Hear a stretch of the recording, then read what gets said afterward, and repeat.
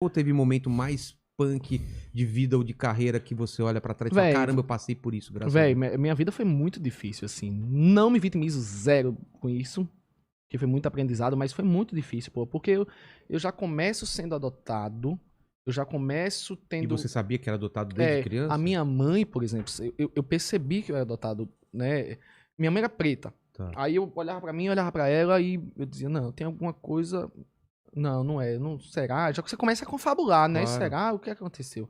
E aí eu perguntava aos vizinhos, aí um dos vizinhos fez, olha, é o seguinte. Eu já contei essa história várias vezes, mas as pessoas gostam de ouvir. É o seguinte, você é adotado, mas a sua mãe verdadeira passa por aí pela rua da frente com os seus irmãos para levar na escola. Você tá brincando? Era. Imagina, assim, na cabeça de uma criança de 8 anos, assim. Meu Deus, 8, 7 cara. anos. Aí eu fiz, então. Mas o vizinho fez, mas não conta pra sua mãe, não, que era minha mãe adotiva. Adotivo. Não conta, não, mas se você quer ver ela passar, fica esperando ela. Ela vai passar e eu fico lá com você e mostro. Cara, parecia filme. Aí eu ficava um dia, ela não passava, ficava doido de passar. Nenhum dos dias eu esperando lá, escondido da minha mãe. Lá vem aquela mulher no horizonte, assim, trazendo minha irmã no braço e a outra na mão. Feliz, a criança brincando. Imagine eu vendo aquela mulher Nossa, parecida comigo, aqueles irmãos parecidos comigo, e eu criança ali bem assim olhando. Eu corri. Eu corri em direção dela. Cheguei nela e disse, mãe, eu sou seu filho, me dê a bênção. Desse jeito, olha. Meu Olhando Deus. pra ela assim. E ela toda, vai pra casa, rapaz, sei o que. Bem fria, né? Tipo assim, bem fria, sem entender o que é que... Caramba, e ela foi embora. Aí Deus abençoe, foi embora e desapareceu assim. Aí foi um momento que minha cabeça deu uma pirada. Aí eu disse, poxa, como assim? Minha mãe e minha mãe deficiente, não sabia explicar. E a família da minha mãe adotiva não aceitava ela ter pegado uma criança pra criar. Porque ela dizia, não tem condições, ela é surda, ela não sei o que, ela é analfabeta. E minha mãe, muitos preconceitos, eu ia pra escola, minha mãe sempre me deu tudo que ela podia fazer por mim, ela fazia, me cuidava tudo direitinho. Ela me levava pra escola e minha mãe chegava lá, me entregava na professora e as professoras diziam assim, você é a babá dele, né? E eu Nossa. ouvia aquilo e minha mãe, não, eu sou a mãe, falando alto, né? Eu sou a mãe dele, chorando. Minha mãe chorava, porque ela odiava que as pessoas dissessem que eu não era filho dela. E minha mãe, pô, eu fui uma criança, por minha mãe ser surda, e a vila que hoje é o sucesso, mas a vila era um lugar muito periférico. A vila é um buraco numa cidade, é um buraco mesmo, é uma cratera que se abriu, É fizeram umas mesmo? casinhas lá embaixo, e o bispo doou. Então, a minha mãe, ela tem uma vendinha de lanches, que eu ficava vendendo pra ela, que era chama de jajá, alguns chamam de chup-chup, outros chamam de dindim, outros É chamam chup-chup. aquele geladinho. É. E eu ficava vendendo aquilo o dia todo, Sacolé. sacolé, então eu ficava vendendo aquilo dali. E aí, os meninos iam lá e roubavam, e os marginais batiam na minha mãe. Eu já vi minha mãe apanhar. Caramba. A minha mãe, tipo, ela já é uma senhora de 50 anos, tipo, o marginal ir lá na porta dela e dar uma pesada nela, dela ficar soltando coisa pela boca e quase morre. E eu, uma criança, vendo aquilo, meu pai viu o pai dele ser morto por um tio. E a mãe do meu pai ficou cega, então até hoje meu pai tem esse trauma, ele chora com tudo, ele não sei o quê. Então eu sempre tive que ser muito maduro pra poder cuidar dos dois de alguma forma.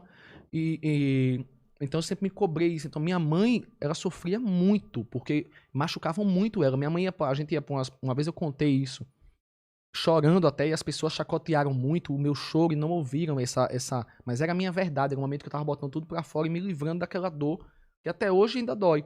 A gente ia pras procissões, assim, lá na vila mesmo, subindo, os meninos ficavam jogando pedra na minha mãe, a gente ia nas procissões, eles jogando, e eu tinha que ficar na frente, aquelas pedras tinham que bater em mim, as pedras batiam em mim, e eu protegendo minha mãe, chegava com isso aqui cortado, minha mãe sem saber o que era, ela só sentindo as pedradas, era muita malvadeza que faziam com a minha mãe, só por ela ser surda.